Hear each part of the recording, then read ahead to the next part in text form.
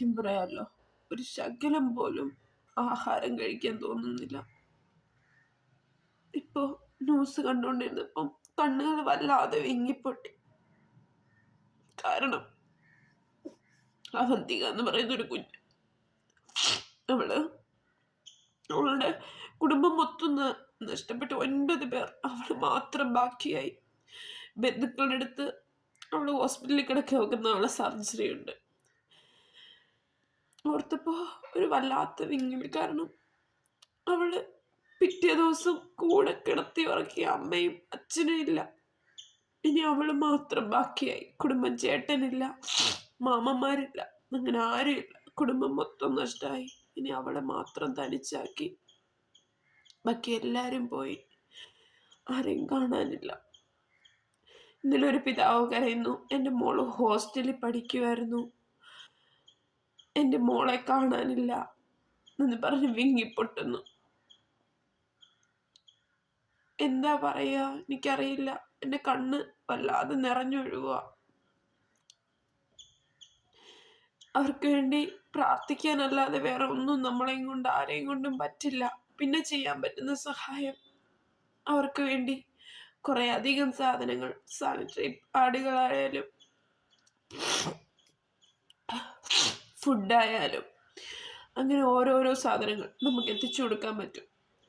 അവിടുത്തെ ഓരോ അവസ്ഥ കാണുമ്പോൾ നമ്മൾ വിചാരിക്കും, ഇവരെന്താ കരയാത്തത്? ഒരു കുടുംബം മൊത്തം വീടിനുള്ളിൽ അകപ്പെട്ട് കിടക്കുക.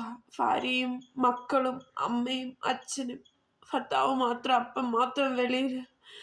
ആ ഒരു മനുഷ്യൻ്റെ അവസ്ഥ. കയ്യിൽ നിന്ന് ഊർന്നിറങ്ങിപ്പോയി അമ്മ. അനിയത്തി ഒലിച്ചു പോകുന്നു, അമ്മ ഒലിച്ചു പോകുന്നു, ഒന്നും ചെയ്യാൻ പറ്റാതെ നോക്കി നിൽക്കുന്ന മകൻ. അങ്ങനെയൊക്കെ എന്തുമാത്രം വേദനകൾ. ഈശ്വര, എന്തിനാ ഇങ്ങനെ? ഇതിലും വലിയതല്ലേ നമ്മുടെ മുല്ലപ്പെരിയാർ ഡാം പൊട്ടിയാൽ സംഭവിക്കാൻ പോകുന്നത്? എന്ത് വലിയ അപകടമായിരിക്കും. അധികാരികൾ അവരുടെ കണ്ണ് വേഗം തുറക്കട്ടെ.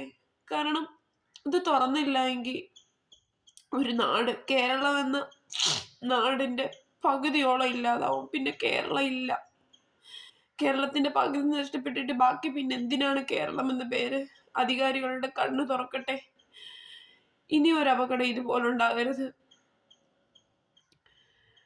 മണൽ വാരാനുള്ള പുഴകളിലെ മണൽ വാരണം, ഇല്ലെങ്കിൽ വെള്ളം ഒലിച്ചു പോകാൻ പറ്റില്ല. മണൽ വാരലില്ല. കോറികൾക്ക് ഇഷ്ടം പോലെ കോറികളാ, ഇഷ്ടം പോലെ. ഒരു സ്ഥലത്ത് തന്നെ 5-6 കോറികളാ. അങ്ങനെ വരുമ്പോൾ ആ പ്രദേശത്ത് വലിയ വലിയ ഭൂകമ്പങ്ങളും വലിയ വലിയ പ്രകൃതിക്ഷോഭങ്ങളും ഉണ്ടാവുന്നത്. ഒരു വേദന തീർന്നു കഴിഞ്ഞതേ ഉള്ളൂ. അർജുൻ എന്ന വേദന 15 ദിവസം ശരിക്കും നമ്മൾ കണ്ടു. ഇപ്പൊ ആ കുടുംബത്തിന് മാത്രം അതും ഒരു നഷ്ടമായിട്ട് മാറിയേക്കുന്നത്. അതിൻ്റെ കൂടെ ഇതും കൂടെ വരുമ്പോഴത്തേക്കിന് ശരിക്കും നമുക്ക് ഫുഡ് കഴിക്കാനോ, അവിടെ ഉള്ള ആരും ഞാൻ കണ്ടു, ഫുഡ് വാരിക്കൊടുക്കുക, മറ്റുള്ളവർക്ക് കയ്യിലെ ചെളിയല്ലേ വാരിക്കൊടുക്കുകയാണ്, കൂടെ നിൽക്കുന്നവരും കഴിച്ചോട്ടെ എന്നുള്ളൊരവസ്ഥയിൽ. അതേപോലെയുള്ള കാഴ്ചകൾ നമ്മൾ ഓരോന്ന് കാണുമ്പോൾ നമ്മുടെ കണ്ണ് നിറഞ്ഞൊഴുകുക. എനിക്കറിയത്തില്ല എന്ത് പറയണത്. കമന്റിലൊക്കെ ആൾക്കാർ പറയുന്നു, ആ മക്കളെ തന്ന ഞങ്ങൾ നോക്കിക്കോളാം. അങ്ങനെ നോക്കാമെന്ന് പറയുന്നവർക്ക് തന്നെ ദൈവം പുണ്യം കൊടുക്കട്ടെ. എന്താ പറയുക, അധികാരികളുടെയൊക്കെ കണ്ണു തുറക്കട്ടെ. പിന്നെ ആർമി, നേവി, അവരുടെ ഇറങ്ങി പ്രവർത്തിക്കുന്ന നാട്ടുകാർ, അങ്ങനെ എല്ലാവരും ഒത്തൊരുമിച്ച് നന്നായിട്ട് പ്രവർത്തിക്കുന്നുണ്ട്. ഇതാണ് മലയാളികളുടെ ഏറ്റവും വലിയൊരു ഗുണം. നമുക്ക് വേണമെന്ന് തോന്നുമ്പോൾ എല്ലാവരും ഒത്തൊരുമയോടെ പ്രവർത്തിക്കും. ആ ഒരു പ്രവർത്തനം കൊണ്ട് കുറേ പേരുടെയൊക്കെ ജീവൻ രക്ഷപ്പെടുത്താൻ സാധിച്ചു. കുറേ കുഞ്ഞുങ്ങളെയും കൊണ്ട് തോടിന് കുറുകെ ആ കുത്തൊഴിച്ചിറങ്ങുന്ന വെള്ളത്തിന്റെ കുറുകെ ഇറങ്ങി വരുന്നത് കാണുമ്പോൾ നമ്മൾ വിചാരിക്കും, എൻ്റെ ഈശോയെ, ആ കുഞ്ഞ് രക്ഷപ്പെട്ടല്ലോ, നന്നായി. അവിടുന്ന് നമ്മൾ മറ്റൊരു കാഴ്ചയിൽ പോകുമ്പോൾ എനിക്ക് വേറെ ആരും ഇല്ല, ഞാൻ ഒരാളെ മാത്രമാക്കി അവശേഷിപ്പിച്ചു ദൈവം എന്ന് പറയും. ചില സമയത്ത് ദൈവം എന്ത് ക്രൂരനാന്ന് നമ്മൾ ചിന്തിച്ചു പോകുന്ന വളരെ ദുഷ്കടം പിടിച്ച കുറച്ച് നിമിഷങ്ങൾ. രാവിലെ എഴുന്നേറ്റ് നോക്കിയപ്പോൾ ഒരു നാട് മൊത്തം നശിച്ച വാർത്ത കേട്ട് ഉണരുന്ന ദിവസമായിരുന്നു ഇന്നലെ. എന്താ പറയാ, ഒരു നാടിനെ മൊത്തം ഇല്ലാതാക്കിയ ഒരു വലിയ ദുരന്തം.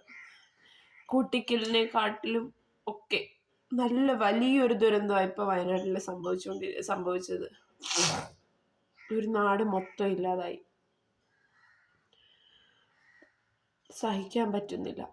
ഇത് കണ്ടിരിക്കുന്ന നമുക്ക് സഹിക്കാൻ പറ്റുന്നില്ല. അപ്പോൾ ആ കുടുംബങ്ങൾക്ക് എങ്ങനെ സഹിക്കാൻ പറ്റും? അല്ലാതെ മറ്റാർക്കും വേറെ ഒന്നിനും പറ്റില്ല.